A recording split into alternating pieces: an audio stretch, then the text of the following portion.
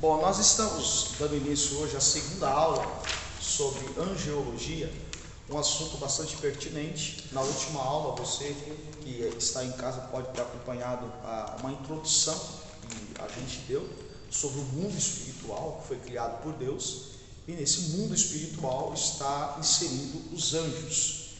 Eu me lembro de ter dito que os anjos, além de ter sido feito com quantidade inconclusiva, não há um número exato de anjos criados, mas uma coisa a gente pode ter certeza: diferentemente dos seres humanos, hoje a população mundial está por volta de 8 bilhões de seres humanos, e ninguém é igual a um outro ser semelhante. Você pode ver que são aproximadamente 8 bilhões de pessoas, e se você for analisar a digital, por exemplo, é diferente, cada um tem a sua. Já os anjos, é como se Deus tivesse criado eles em séries. Não há um anjo diferente do outro, a não ser pela questão da hierarquia, né? Serafins, querubins, arcanjos, anjos, dependendo da potestade deles, eles têm a sua particularidade, o seu poder exclusivo para determinada função. Mas em se tratando de criação, Deus fez os anjos em série, né?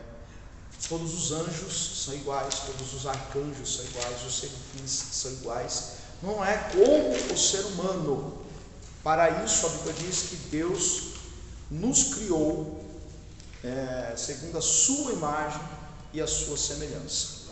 E isso é importante a gente destacar quando eu falo sobre seres humanos que são diferentes. E de fato, os seres humanos são diferentes. Se você pegar essa igreja, aqui comporta 100 pessoas, pastora? 170. 170 pessoas. Se tiver aqui 170 pessoas, são 170 pessoas diferentes. Isso aí é o grande desafio, né, de administrar uma igreja. Por isso que para ser pastor ou pastora, tem que ter um chamado especial. Você está lidando com mentes completamente diferentes, culturas diferentes, criação diferente, costumes diferentes. Até você encaixar tudo isso leva tempo, e é possível que não se encaixe isso, a não ser quando chegarmos na eternidade. Já diferentemente dos anjos, eles são criados em séries, ou seja, como se fosse uma forma única que Deus criou os anjos, né? Só lembrando que, biblicamente falando, serafins possuem 6 asas, os querubins 4 asas, arcanjos e anjos, a Bíblia não descreve eles tendo asas, apenas eles se locomovendo e voando, mas que não há registro de asas. Também isso não vai mudar em nada na nossa fé, saber essa informação, a não ser por questão de conhecimento. Na página 1, vamos ao termo técnico da matéria: angelologia ou angeologia, né? Angelologia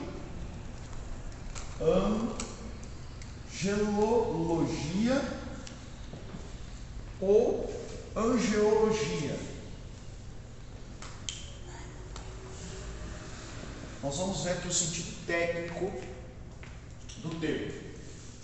Bom, a palavra anjo é ensinada em pelo menos em 34 livros da Bíblia Sagrada e ocorre cerca de 275 vezes nas Escrituras. Então a informação que é passada aí é que os anjos, eles são citados em 34 livros.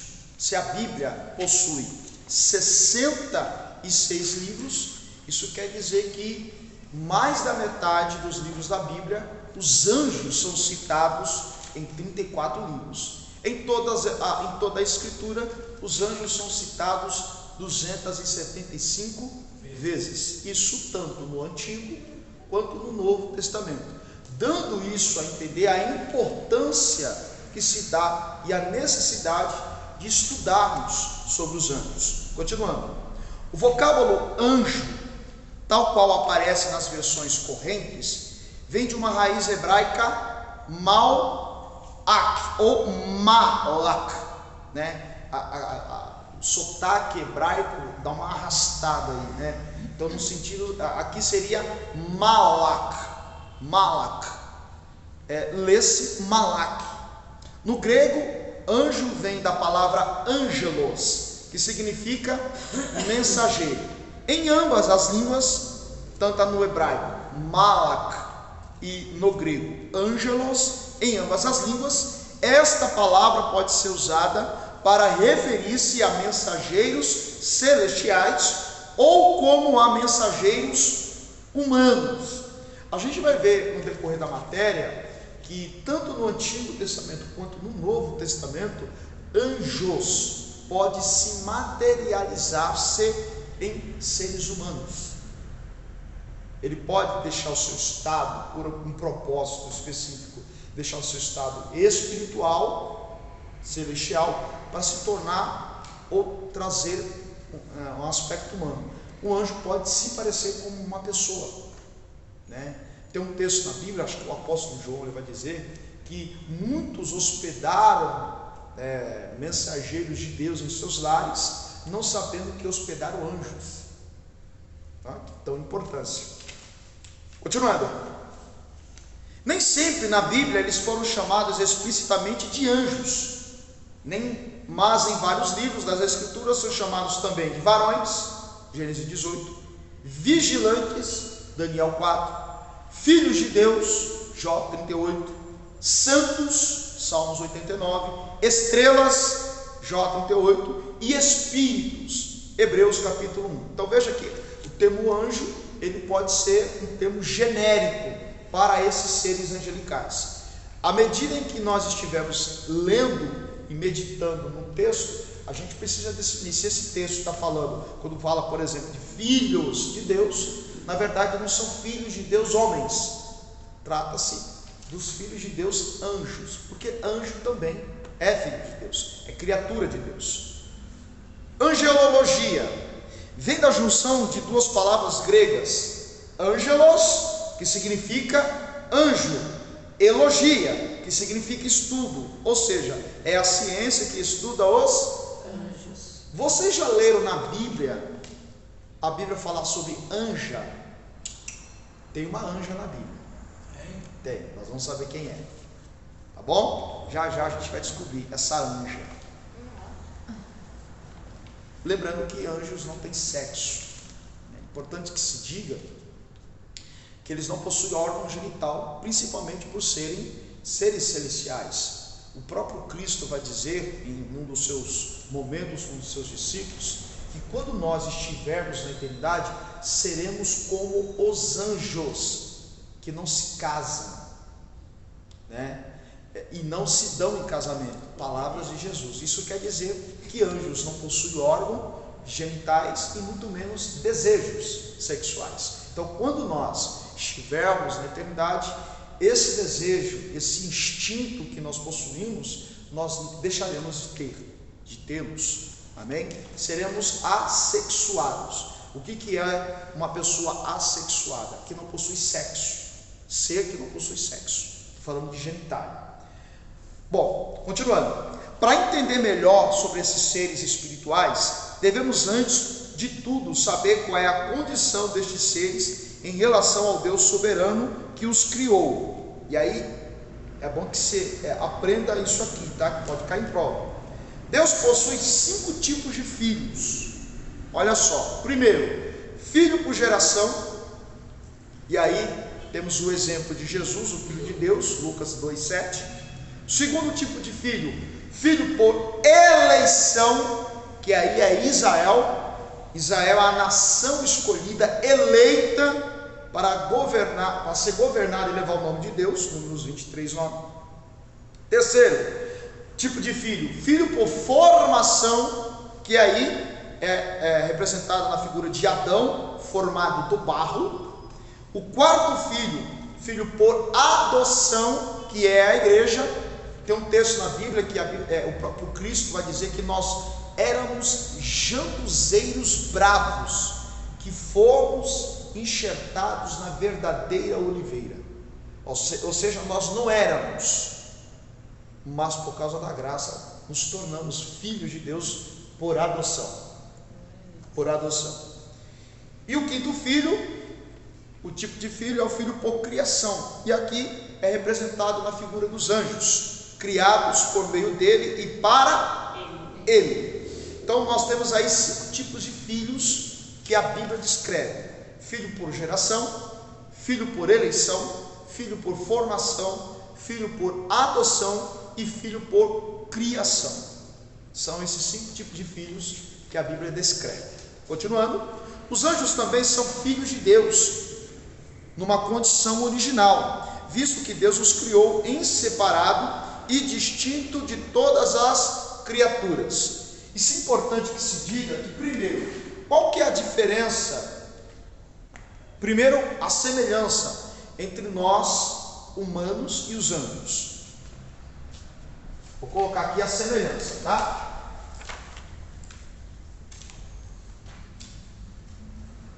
Semelhança entre os seres humanos e os anjos. A primeira semelhança que temos é que somos filhos.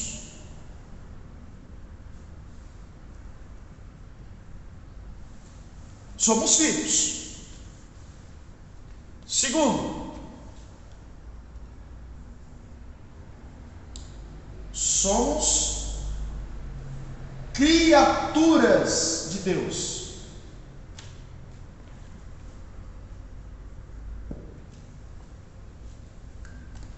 Essas são as semelhanças entre os seres humanos e os anjos. Agora, quais são as diferenças? Você viu, acabou de ler aí na apostila que existem particularidades entre os anjos e nós, seres humanos. Diferenças.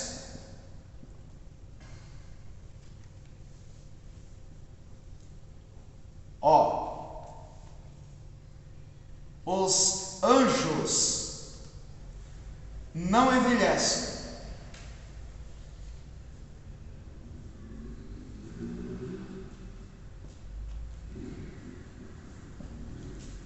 Os anjos não envelhecem. O mesmo anjo criado por Deus lá no princípio, ele possui a mesma vitalidade, a mesma, digamos, saúde espiritual, o mesmo formato, a mesma característica de quando ele foi criado.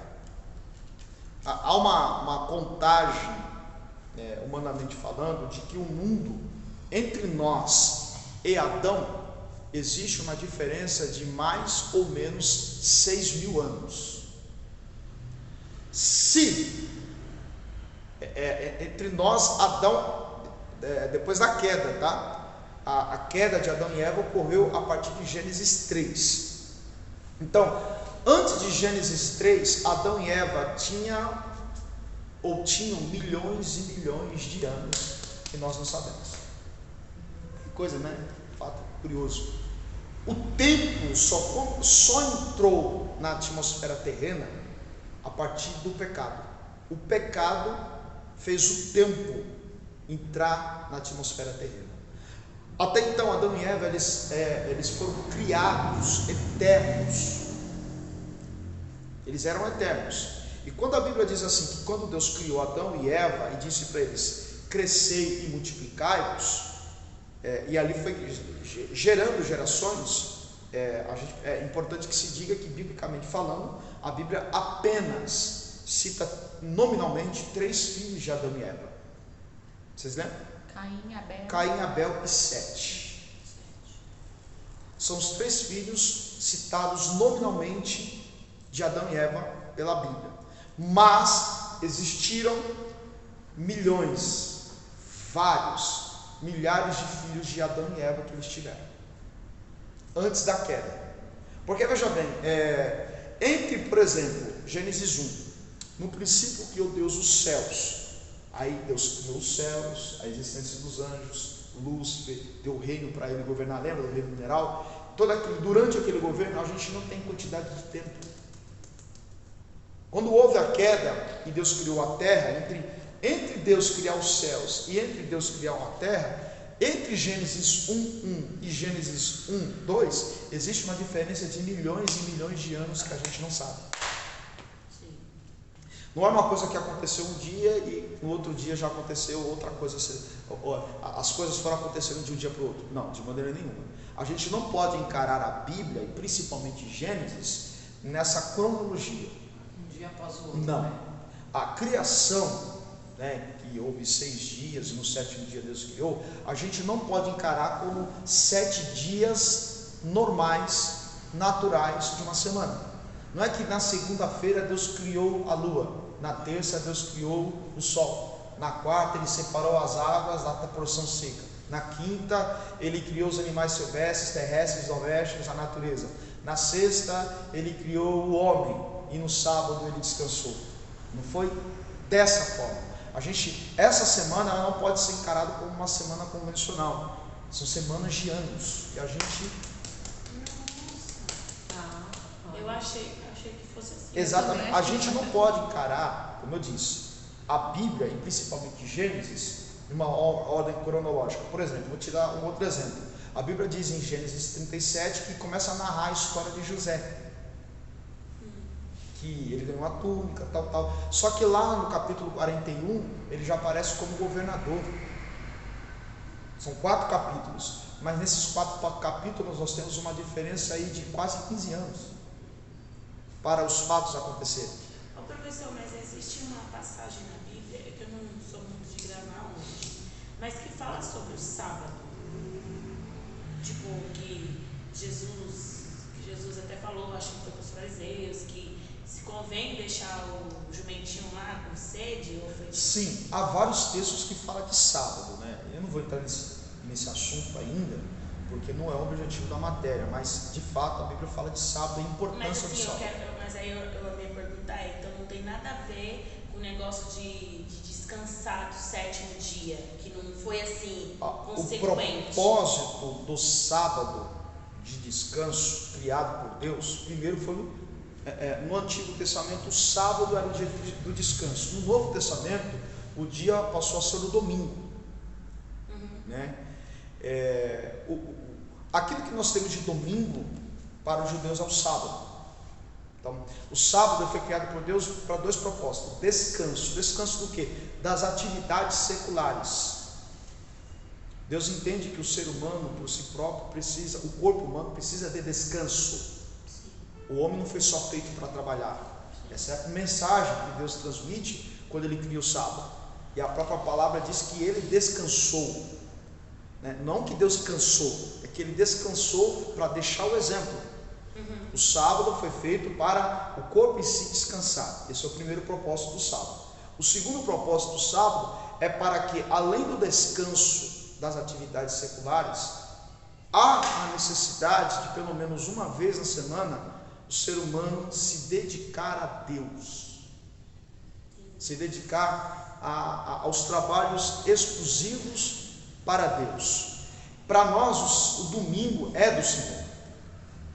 Não deveria, isso biblicamente falando, não deveria ter nenhuma outra atividade no domingo a não ser a obra de Deus, né? Mas como nós estamos no mundo globalizado, há pessoas que têm horários alternativos de trabalho, dias de trabalhos diferenciados, dependendo do segmento que ele for trabalhar, que o sábado ou o domingo para ele seja segunda-feira, o dia de descanso dele. É nesse dia que ele tem que descansar das atividades seculares e se dedicar, ou deveria se dedicar a Deus. No nosso caso, por exemplo, domingo. Só que a gente pega o domingo e vai para o shopping. Nada contra, não estou dizendo que é errado. Sim. Mas às vezes a gente está trocando aquele momento que a gente gastou tanto tempo na semana com outras atividades, e naquele dia que você poderia tirar um período de jejum, de oração, enfim, se preparar para o culto à noite, a gente está... Por exemplo, eu li um livro uma vez, pastor Eduardo, de uma missionária, e foi perguntado para ela qual era um dos maiores empecilhos para a operação do Espírito Santo de Deus no culto do domingo à noite. Aí ela disse, um dos problemas para a manifestação, para a total entrega das pessoas no culto de domingo à noite é o futebol à tarde. É um exemplo. Sim. Ela está dizendo assim, que as pessoas, existem pessoas que no tempo que elas deveriam se preparar para o culto, estão ocupando a sua mente, o seu coração, não que é errado, tá, gente? Não é que eu não estou falando que é errado, cada um com as suas escolhas, mas ocupando a sua mente, ocupando as suas intenções com coisas supérfluas, ao ponto de que quando, palavras delas, termina o jogo, o pessoal vem para a igreja, a mente deles já está cheia com outras coisas. Mas é verdade. E é preenchido. Deus não pode preencher esse espaço porque já está preenchido. Aí ela disse o seguinte: nós precisamos nos esvaziar daquilo que estão cheios e nos encher daquilo que estamos vazios. Então, essa é a questão do sábado. Então, quando a gente olha para Gênesis, a gente não pode nunca encarar de forma cronológica. Entre Deus criar os céus, no versículo 1 de Gênesis 1, e a terra, no versículo 2, existe um espaço de tempo aí. É importante que vocês tenham em mente que o tempo, como nós conhecemos hoje, as 24 horas do dia, o tempo só passou a existir na terra a partir do pecado. A partir do pecado. Então, os anjos, eles têm a sua forma original. Tá? Alguém pode dizer o seguinte: e os anjos caídos, eles perderam a sua forma? Não. Não. Nós vemos aqui Ezequiel 28 que Satanás, ele era perfeito. Ele perdeu essa condição, essa beleza de perfeição, perdeu porque ele se tornou Satanás. Mas em se tratando de estética, o diabo não é aquele que está com um garfo de 3 pontas e um rabo e um chifre. Ele perdeu a presença, né? Exatamente, mas ele continua. Ele saiu das luzes e virou trevas. Hoje eu estava escutando algo que, enfim, uma pregação lá, e o pregador ele falou assim que a mulher só reconheceu que era o diabo porque ela olhou dentro do olho dele e viu ira. Então, assim, o diabo, o único sentimento que ele tem é ira. Então, ele não tem mais nenhum outro sentimento. É verdade? Olha, de certa forma, sim. O diabo, ele ama? Não. O diabo, Ele veio para ele se matar ou alegra? vai destruir, né? A única forma o único alimento que faz ele entrar em guerra com a igreja, com os escolhidos, ódio. Aquilo que ele queria ser, Deus deu para o homem. É por isso Ele que queria ser semelhante. ele veio para matar, roubar e destruir, né? E quando Deus formou o boneco, façamos o homem a nossa imagem. Ali nós amamos o inimigo sem saber. Problema.